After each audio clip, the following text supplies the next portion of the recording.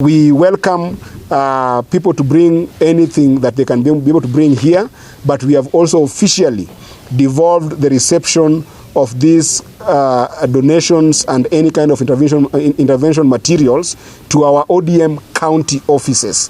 And those county offices, we are charging, especially where our governors are, we are charging our governors and the chairs of our party, ODM, in those regions to take charge. Our committee will be coordinating with them. But for those counties that we don't have our governors, the point persons there become our chairperson of the county. So it's not in the constituencies, but it is in the counties, and we'll be coordinating with them. Thank you. Thank you so much. Yeah. Unless there's any question. Okay. Yeah.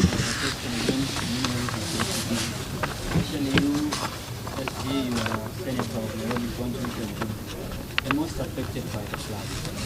Number one, I asked how you as an oversight leader here are working to maybe curtail such future events from happening here in Nairobi.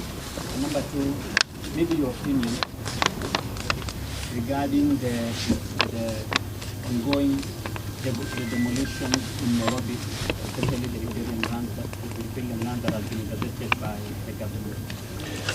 By the way, before the SG comes in, it is important that we put it out there that our impact so far has been to 6,000 families. I think that is very important because we have done Nairobi and we have done Mavoko as well. And the distribution that we have had so far is up to 6,000 people. But I'll let SG respond to the question that has been asked. Okay, thank you very much. The first question is how we prevent this from happening in future.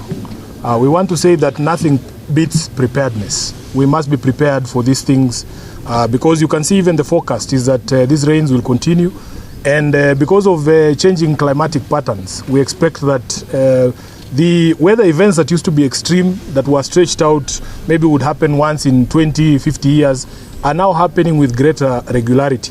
So as the management of a city, and not just Nairobi, all across the country, there has to be now factored in the fact of climate change and unusual weather patterns and unusual rains, so that you prepare the people for such events. Number two, in terms of settlements along the riparian areas, the people of Nairobi are very cooperative. In fact, nobody wants to stay in the way or in a place that is dangerous to them. They are pushed mostly by the poverty levels and the economic situation that our people find themselves in. So there has been great cooperation. Initially, we were told that the riparian area would be cleared up to 15 meters of the high water line. But unfortunately, we have seen demolitions that are being carried out up to 30, 35 meters from the high water line. So what is happening is that there are some crooked elements within Nairobi and within the state that have taken advantage of this disaster to now settle scores. I've seen people demolishing schools that are nowhere near riparian areas. So we want the government, first of all, to tell us with certainty what is the distance that Nairobians must keep from the high water line. Is it 15? Is it 30? Is it 35? So that people do not, crooked elements do not take advantage of that. And we want to condemn in the strongest terms possible all of those who are taking advantage of this to essentially perpetuate a land grab in Nairobi. And because riparian areas are under the management of the county government, these are answers we will be demanding from Sakaja himself. So as your senator, that is exactly what I'm going to do. Immediately he's back from the US. I know he's in the US with the president. After he has visited Atlanta and the other nice places, we want him to come back to Mathare and tell us where the riparian lands are. Sawa sawa, swali ingine. And I think I wanted to emphasize also that as a party in this intervention, we seriously hold the view that protecting riparian land cannot overshadow the idea of survival for those people who are there.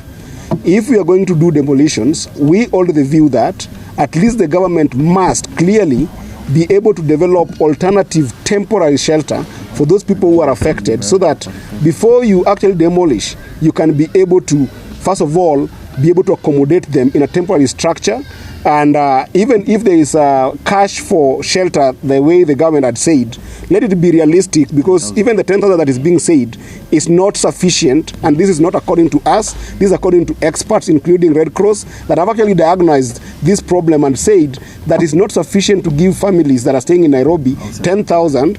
We need to give them, actually, at the very least, 20,000 and above. So the alternative shelter is what we're advocating for before you actually be able to demolish anything. Yeah, I think one of the last things to say about that is that you can see here the leadership of Nairobi. You can see MCAs drawn from various constituencies, wards. The member of parliament is from Westlands is here. We can confirm that up to today, the 10,000 shillings that was promised by William Ruto has not arrived for our people. I think it was part of the money that was used to hire that private jet to go to the US. Any other question? Yes, Sydney. Now that you mentioned that private jet. No. Can you focus now? On food, focus on food. Yeah, the focus is there. Do you believe that some of the contingency team that has gone there, that money could be used? Sydney, I want you to focus on the work that brought us here.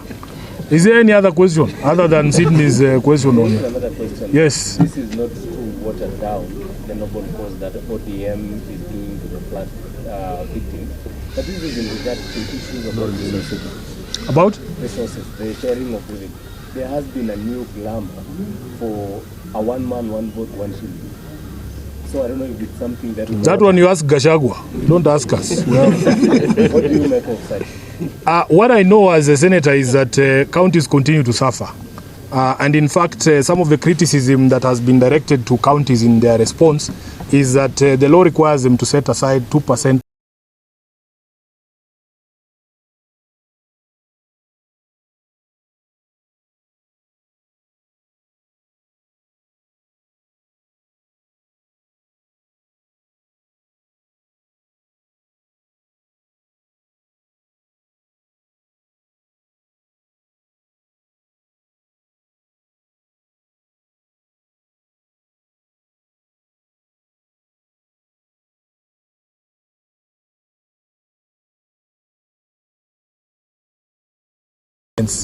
cannot be compared to the national government, just like you cannot compare the equitable shares of the national and the county governments. The responsibility is greater on the person with greater resources. So our expectation is the national government. Would you believe it? I was seeing reports that there are people still who are have not been helped in any way in the disaster in Mai Mai.